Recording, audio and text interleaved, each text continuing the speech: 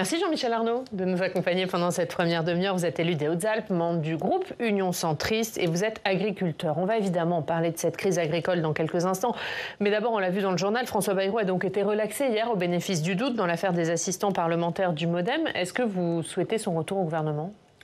Je crois d'abord qu'il était important que la justice passe, comme toujours dans ce genre d'affaires. Et dans l'affaire Bayrou, MoDem, UDF, comme souvent dans les affaires concernant nos concitoyens, le temps de la justice est long, trop long. 7 ans pour juger une affaire, qu'on soit citoyen ou qu'on soit responsable politique, économique, c'est trop long.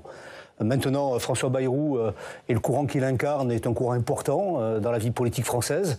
Et il est, me semble, intéressant d'imaginer qu'au sein du futur gouvernement, on ait un rééquilibrage au centre, parce que pour qu'une majorité fonctionne, il faut qu'elle soit équilibrée sur ses deux jambes, une jambe un peu plus à droite, avec une demi-douzaine de ministres aujourd'hui qui viennent des LR, qui ont été LR dans le passé. C'est trop? J'en sais rien. Dans tous les cas, c'est ainsi. Et il est important qu'il y ait également un pilier beaucoup plus centriste et de centre-gauche aussi. Donc je crois que c'est l'enjeu. Au-delà de ces tambouilles finalement politiques, ce qui est important, c'est que sur un certain nombre de sujets, on va certainement parler l'agriculture, l'éducation, on ait des réponses fortes aux demandes de nos concitoyens qui sont importantes et qu'on résorbe un peu le fossé qui s'accroît fortement entre les responsables et les citoyens, avec comme conséquence et comme finalement résultat la montée des populismes de toutes sortes. Ça passe par quoi ce rééquilibrage au centre? Est-ce qu'il faut plus de MoDem? Est-ce qu'il faut des UDI, des sénateurs UDI dans ce gouvernement? Ce que je crois, c'est qu'il faut qu'il y ait des sénateurs, parce que je ne comprendrai pas, alors qu'il y a dans les territoires un espace de confiance créé entre les élus locaux et les citoyens, que la transition écologique se fera dans les territoires, que nous avons besoin aussi d'élus qui connaissent les territoires et qui, à côté des élus locaux, connaît le mieux les territoires, le sénateur. Et donc, je crois qu'il est important que la Haute Assemblée puisse, dans sa diversité, parce qu'il y a le choix, on a tout l'arc politique représenté au Sénat, puisse montrer, à travers son expérience, sa connaissance des territoires, la voie que le gouvernement doit emprunter pour résoudre les problèmes des Français. Sauf que les sénateurs centristes aujourd'hui sont alliés au LR ici au Sénat, donc dans une opposition constructive, comme le disent Gérard Larcher et Hervé Marseille. Est-ce que vous souhaitez qu'il y ait des sénateurs de votre groupe qui rentrent au gouvernement? Et est-ce que ça marquerait une rupture avec la majorité sénatoriale? Dans tous les cas, la majorité sénatoriale repose sur d'autres fondamentaux que les clivages politiques classiques.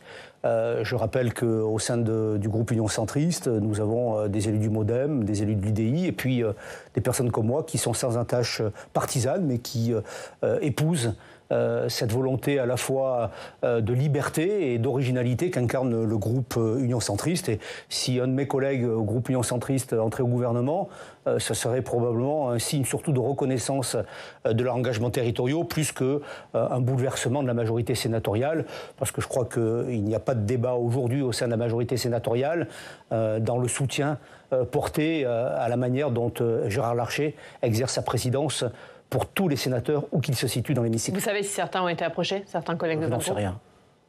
On va passer à la crise agricole. Je le disais, vous êtes agriculteur. Est-ce que Gabriel Attal a bien géré cette crise selon vous? Est-ce que le mouvement est éteint aujourd'hui? Bon, d'abord, ce que je pense pouvoir devoir dire, c'est que ce mouvement et cette colère viennent de loin. Être paysan, c'est incarner son pays, c'est avoir une capacité non seulement à façonner les paysages, mais aussi et surtout à nourrir les hommes. Et donc le fait que la population agricole, finalement à travers sa détresse, exprime finalement une recherche de dignité est important. Après, au-delà des questions de la défiscalisation du GNR, de l'accélération ou de l'atténuation de la problématique liée aux phytosanitaires et la transition écologique, je crois que c'est cette recherche de dignité qui est importante. Et puis, on dit souvent les agriculteurs sont aussi des chefs d'entreprise. Enfin, je tiens à dire, et c'est probablement là aussi un élément majeur et qui fait écho aux appétences, aux attentions, aux volontés de la population française de manière générale, d'avoir une revalorisation de son pouvoir d'achat, c'est quand même la seule profession que je connaisse qui ne fixe jamais son prix auprès de son acheteur. Et ça, c'est un vrai sujet. Et si j'avais finalement une recommandation à formuler et un message à faire passer au gouvernement, et notamment à la grande distribution, c'est la clarté du prix. On va en parler de la grande distribution avec la presse régionale. C'est Léo Purguette de la Marseillaise qui sera avec nous dans quelques instants. Mais loi Egalim et grande distribution mise à part, est-ce que les annonces ont été les bonnes? Est-ce qu'il fallait mettre en pause le plan Éco-Phyto, par exemple? Ce que je crois, c'est que quand, je vous le disais, la crise et la colère des agriculteurs viennent de loin, parce qu'on est tous reliés à la terre, on est tous reliés au monde agricole, et finalement, c'est de là d'où on vient. Tous les Français viennent de la terre. Et donc, quand on a, en quelques mois, en quelques années, l'obligation d'une transition forcenée, rapide, trop rapide, il est normal que ça craque. Et donc, ne pas remettre en cause les objectifs de décarbonation, de levée du poids des pesticides, je crois que c'est partagé par la grande majorité des agriculteurs, qui sont d'ailleurs les premiers à être confrontés aux risques de santé liés à l'usage de ces phytosanitaires. Maintenant, il est important d'abord, que les agriculteurs comprennent les raisons pour lesquelles on est obligé d'aller dans ce sens-là. Donc il faut de la pédagogie. Il faut également faire confiance à la science pour accompagner les agriculteurs techniquement dans leur mutation, dans les modalités de production et faire en sorte de les réorienter progressivement vers d'autres pratiques agricoles et puis donner un peu de temps pour que économiquement ça suive. Et donc faire en sorte que en quelques mois, en quelques années, on demande une révolution agricole, une révolution technique à des agriculteurs qui font déjà beaucoup d'efforts, c'est évidemment très compliqué pour eux. Donc je ne sais pas s'il faut remettre en cause, probablement pas cette orientation, parce que c'est nécessaire pour l'avenir de l'humanité, mais je pense qu'il est nécessaire de faire une pause, de poser l'ensemble des éléments du débat et co-construire avec les agriculteurs une nouvelle feuille de route. On va parler justement de la grande distribution et d'Egalim, qui était évidemment l'un des poids importants de cette colère des agriculteurs. Je le disais, pour en parler, on va aller à Marseille. On retrouve Léo Purguette. Bonjour Léo. Merci beaucoup d'être avec nous, président et directeur éditorial du journal La Marseillaise. Léo, le mouvement des agriculteurs continue chez vous avec certaines actions coup de poing dirigées contre la grande distribution. Tout à fait, elles sont l'œuvre de la Confédération paysanne ou de la coordination rurale qui se disent insatisfaites de l'accord trouvé avec la FNSEA et le gouvernement. Ce qu'ils pointent, c'est la question de la rémunération du travail agricole, qui bien sûr est un peu la grande absente de cet accord avec le gouvernement. Et c'est la raison pour laquelle ils ciblent des plateformes logistiques de la grande distribution en exigeant d'avoir des avancées sur ce sujet. Alors je voulais interroger monsieur le sénateur, savoir s'il était favorable à la mise en place de coefficients multiplicateurs pour permettre de contraindre les marges de la grande distribution et de relever les prix d'achat pour les producteurs.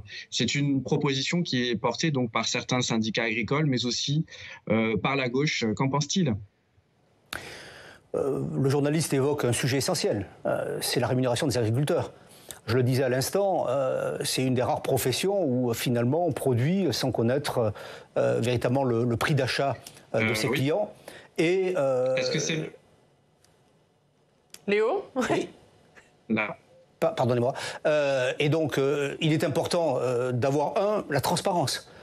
Moi, je serais favorable à ce que les distributeurs, quels qu'ils soient, affichent le prix d'achat primaire auprès de l'agriculteur, de la denrée, du produit agricole qui est à la vente. Pour cela, il faut effectivement détricoter la chaîne de valeur. Souvent, j'ai entendu Michel-Édouard Leclerc hier, sortant en fin de son silence, expliquer finalement ce n'est pas la grande distribution qui prend le plus la marge, il y a des intermédiaires. Chiche, allez, mettons sur la table. Quel est le coût des intermédiaires et quel est le prix payé aux agriculteurs. Ensuite, une fois qu'on aurait défini le prix de production, avoir effectivement un coefficient multiplicateur pour consolider et avoir une parfaite transparence sur les marges et la chaîne de valeur, moi, objectivement, c'est une orientation utile et nécessaire pour la transparence et la vérité des prix que l'on doit aux consommateurs. Enfin, ne nous sous-estimons pas non plus. On n'est pas dans un cercle fermé à l'intérieur des frontières françaises. On est dans un marché européen avec des financements qui viennent notamment apporter un revenu aux agriculteurs à travers la politique agricole commune. Donc nous devons également avoir un débat qui s'ouvre au sein de l'Union européenne. Ça tombe bien, il y a des élections qui arrivent dans quelques mois. Je pense qu'il va falloir, au-delà de la crise qui semble s'apaiser, ouvrir un débat pour remettre finalement l'agriculture, la capacité de produire en Europe, et donc en France, au milieu des paysages, au milieu du village et au milieu de la ville. Alors, il y a deux choses dans ce que vous dites. Un, sur les revenus, Emmanuel Macron, il était à Bruxelles en fin de semaine dernière. Il a appelé ses partenaires à un égalime européen, justement pour que les règles soient les mêmes dans tous les pays d'Europe et pour éviter que la grande distribution ait des centrales d'achat dans d'autres pays que la France. Est-ce que ça, c'est la bonne voie ? En tous les cas, la bonne voie, c'est de discuter avec ses partenaires. C'est de discuter, mais pas simplement lorsqu'on a une crise. Discuter de manière prospective. C'est-à-dire qu'il faut, un peu comme les agriculteurs savent faire, il faut réintroduire le temps long. Et on ne gère pas les crises en fonction du dernier tweet ou en fonction du dernier coup politique. Je pense qu'il faut... C'est un peu ça quand même. La colère des agriculteurs, il n'y a que ceux qui ne vivent pas dans les campagnes qui n'ont pas vu venir. Je le disais, ça remonte de loin. Parce que ces agriculteurs ont quand même eu depuis 30 à 40 ans à faire des révolutions en matière de production. On a finalement une agriculture paysanne qui a quasiment disparu. On est sur une agriculture, hélas, de plus en plus industrielle, qui permet certes de prendre des parts de marché à l'extérieur de l'Union européenne ou au sein de l'Union, mais qui ne garantit pas un minimum à vivre aux agriculteurs qui restent dans des modèles plus paysans, plus familiaux. Et je crois que doivent cohabiter ces agricultures dans le territoire national, parce que l'agriculture de montagne dans mon département, les Hautes-Alpes, n'est pas tout à fait la même que l'agriculture dans la région Île-de-France. Et on n'a pas tout à fait les mêmes marchés. Mais par contre, il faut que les agriculteurs, notamment des zones de montagne, des zones les plus rurales, puissent être simplement dignement respectés par une rémunération liée à leur coût de production pour qu'ils puissent vivre avec leur famille et continuer aussi à desservir une agriculture et des produits sains, de qualité, dans la proximité, sur des circuits courts. Léo, vous avez une autre question ? Oui, vous évoquez la question européenne. Un des grands débats va être l'élargissement ou pas à l'Ukraine, à la Moldavie. Est-ce que vous êtes favorable à cet élargissement, sachant que beaucoup d'agriculteurs, mais aussi de salariés, redoutent une concurrence accrue, un dumping social et fiscal ? Vous savez, dans votre question, il y a deux aspects. Il y a l'aspect immédiat lié à la crise agricole et alimentaire. Évidemment, je peux comprendre que les agriculteurs français, les agriculteurs européens de l'actuelle Union européenne puissent être inquiets à l'idée de voir une des plus grandes puissances européennes agricoles, l'Ukraine, entrer dans l'Union européenne. Ceci étant dit, le processus est long.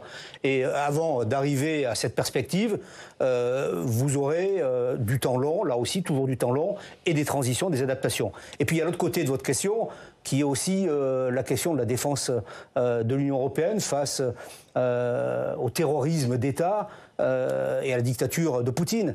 Est-ce que l'Union européenne peut laisser des pays comme la Moldavie et l'Ukraine seuls, absorbés par l'hégémonie russe? Ma réponse est clairement non. Donc il faut leur donner des perspectives politiques. Et parmi les perspectives, entre autres perspectives, il y a la perspective d'une entrée dans l'Union européenne, mais qui sera longue et qui nécessitera des transitions, comme cela avait été fait d'ailleurs dans le passé, lorsque nous avions eu le premier élargissement en 1986 vers les pays du Sud, Portugal, Espagne et Grèce en particulier.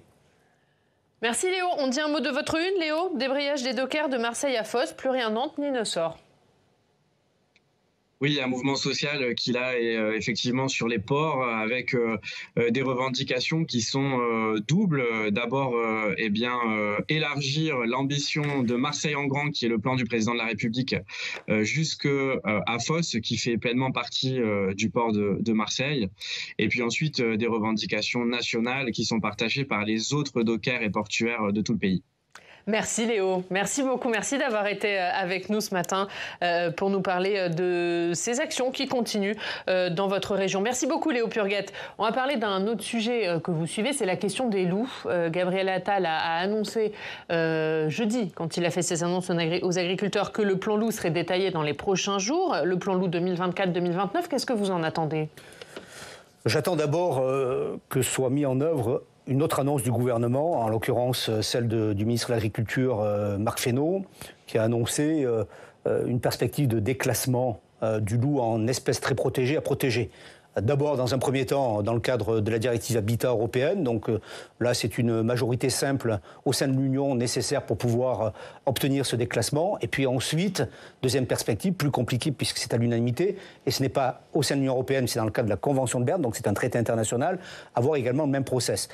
Juste, qu'est-ce que ça changerait de passer d'espèces très protégées à espèces protégées? D'abord, c'est une reconnaissance, et c'est important, symbolique et forte, que le loup n'est plus une espèce en danger imminent de disparition, puisque déclassé dans la nomenclature, la classification du loup démontre que le loup a progressé. Et il suffit de regarder tous les territoires de France, pratiquement, y compris bientôt dans la forêt de Fontainebleau ou dans le bois de Boulogne, on aura des loups. Donc on en a partout. Donc je crois que c'est important d'avoir déjà cette dimension symbolique.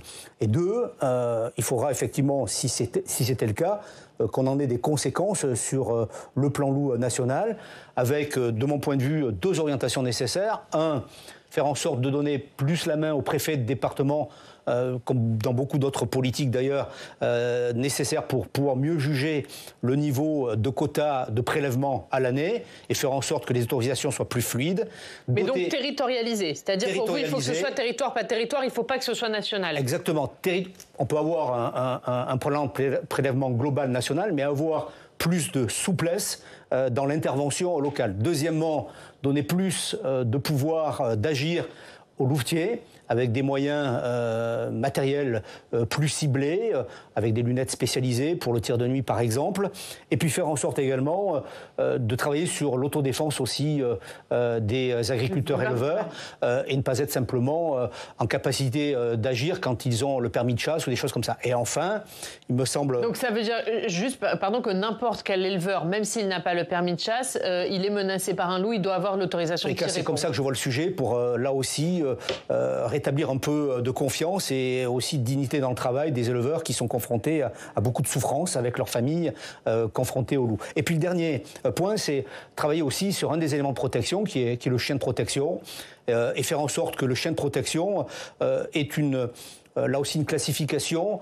qui ne soit pas simplement un chien errant, mais un chien concourant à l'exercice d'une profession, et que dans des conditions d'attaque de ces loups sur des tiers, parce qu'on a quand même une montée en puissance de ce genre de situation, la recherche de responsabilité de l'éleveur soit amoindrie pour faire en sorte également, là aussi, d'apaiser psychologiquement les agriculteurs. Et puis, dernier point, c'est évidemment maintenir un niveau d'indemnité qui permette de combler les pertes pour les agriculteurs confrontés, notamment les éleveurs comme les autres, à des problématiques de revenus particulièrement fortes en zone de montagne et en zone très rurale. Allez, on suivra évidemment le détail de ce plan loup annoncé dans les prochains jours. On termine par l'actualité du Sénat et on reparle de la loi immigration, censurée en grande partie par le Conseil constitutionnel, mais les sénateurs centristes ont décidé de reprendre la quasi-totalité de ces mesures censurées, d'en faire une proposition de loi. On voit le détail avec Alex Poussard.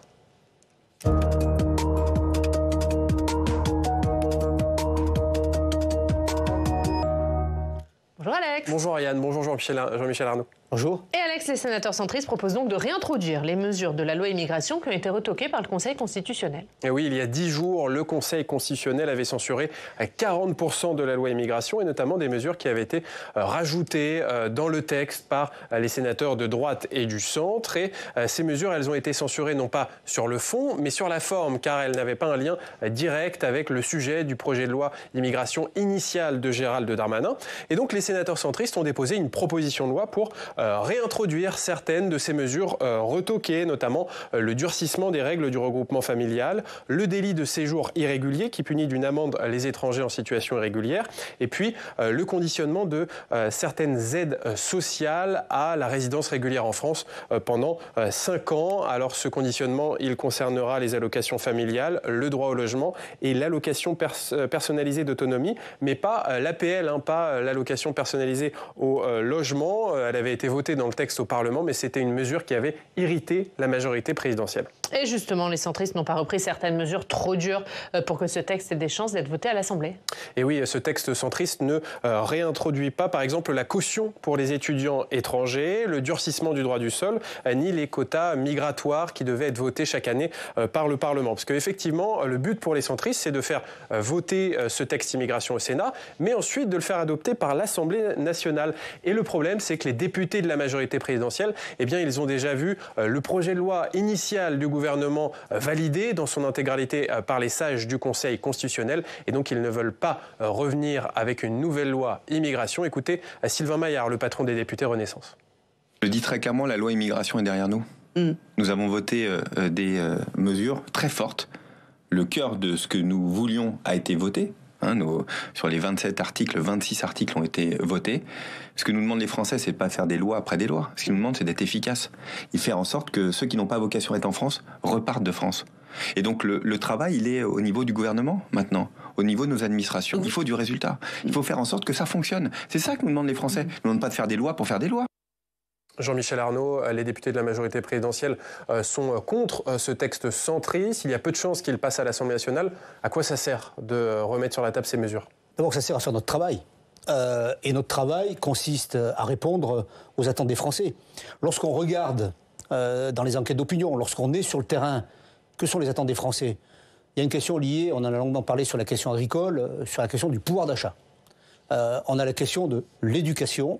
On a la question de la sécurité, souvent liée à la question de l'immigration. Je ne fais pas le lien, mais les Français le font.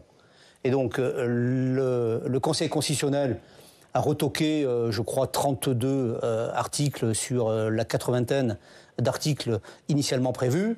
Essentiellement, vous l'avez vous-même dit dans votre exposé, parce qu'un grand nombre de ces articles ont été considérés, il y a un débat là-dessus d'ailleurs, sur le champ de l'article 45, comme étant des cavaliers, c'est-à-dire hors sujet par rapport au texte initial entré dans le processus législatif. On en prend acte. Nous, centristes, on ne remet pas en cause les choix du Conseil constitutionnel. On est dans un état de droit. On ne crie pas au coup d'état constitutionnel. On a des institutions. Qu'a fait Laurent Wauquiez, par exemple ? Respecte. Vous le déplorez ? Chacun est libre de ses propos. On les respecte. Et le respect aussi des institutions, c'est que le Parlement, il légifère. Et donc, si le gouvernement avait, je corrige un peu les propos du collègue député, avait accepté un texte de compromis intégrant un certain nombre d'éléments qui n'ont pas été considérés comme recevables d'un point de vue procédural par le Conseil constitutionnel. Nous, groupe centriste, on remet simplement en mouvement les éléments sur lesquels le Conseil constitutionnel n'a pas exprimé un avis sur le fond, mais sur la forme. Et cet élément-là, c'était un élément, entre guillemets, de l'accord avec le gouvernement, puisque, je le rappelle, ce texte, avec les 80 articles, 85 si j'ai bonne mémoire, a été voté avec le soutien du gouvernement et avec un spectre au niveau de l'Assemblée nationale évidemment inexistant, puisque les députés n'ont pas pu débattre sur le fond. Donc nous, ce qu'on propose à travers cette PPL, c'est qu'on redébatte du fond sur les différents sujets qui ont été abordés lors de ce débat pour répondre aux besoins des Français. Vous parliez d'un accord avec le gouvernement. Il y en avait également un autour de la réforme de l'aide médicale d'État. Elisabeth Borne, quand elle était Premier ministre, elle avait promis aux sénateurs de droite et du centre une réforme de l'AME qui permet de soigner les étrangers en situation irrégulière. Et Gabriel Attal a dit que cette réforme aura bien lieu, mais par voie réglementaire et puis uniquement sur la base d'un rapport qui a été remis au gouvernement, donc c'est-à-dire qui prévoit certains ajustements, mais pas une restriction du panier de soins. Est-ce que vous avez l'impression d'être contourné? Ce que je crois, c'est que si Gabriel Attal, qui est un peu dans une période d'Attalmania, voilà, c'est formidable, un jeune, dynamique, volontaire, je ne nie en rien ces qualités du Premier ministre. Ce qu'il faut simplement qu'il intègre, c'est qu'il y a un Parlement dans ce pays. Et le Parlement, il représente les territoires, principalement au Sénat, et la population à l'Assemblée nationale. Et qu'on ne peut pas gouverner uniquement par voie réglementaire. Alors, c'est un peu technique, mais la loi, elle est faite par le législateur, le règlement, il est fait par le gouvernement. Et on ne va pas, durant les 2 ans et demi, 3 ans qui nous restent actifs pour agir pour le pays, travailler uniquement entre soi, entre cabinet ministériel et l'administration, sans consulter, et mieux, sans écouter, sans co-construire avec le Parlement. Et évidemment, le législateur, c'est d'abord le Parlement. Donc moi, je souhaite effectivement que l'on puisse, sur un certain nombre de sujets, avoir une recherche de compromis, de discussion, pour pouvoir co-construire sur un certain nombre de sujets répondant aux attentes exprimées par les Français, une réponse législative et exécutive. Dernière question pour conclure. On a parlé pendant des mois de ce sujet de l'immigration. Vous le dites, il y a d'autres préoccupations pour les Français. Est-ce que l'intention du gouvernement, ce n'est pas justement de passer à autre chose et d'appliquer la loi qui a été promulguée ? Oui, enfin, la loi qui a été promulguée, nous l'avons soutenue, puisque une partie de ce qui a été retenu par le Constitutionnel a été soutenu par le Sénat et par une majorité de parlementaires. Je comprends qu'il y ait... Il faut quand même aller plus loin. Je pense qu'il faut aller plus loin. Il faut surtout écouter les Français. Et les Français, aujourd'hui, ont une préoccupation principale, c'est leur sécurité. Et je le dis, pas simplement les Français de droite, les Français qui aussi ont une sensibilité de gauche. Ce n'est pas qu'une question de droite ou de gauche ou du centre, c'est une question nationale et d'intérêt national parce que les Français ont le sentiment de ne pas être suffisamment accompagnés dans leur sécurité et ils ont une attente légitime de sécurité dans leur vie quotidienne. Merci Alex, à tout à l'heure. On parlera notamment des relations un peu compliquées entre Gabriel Attal et les Républicains après cet épisode de la loi immigration. Ce sera à suivre dans le club. Merci Jean-Michel. Merci à vous. Merci beaucoup d'avoir été notre invité pendant cette première demi-heure.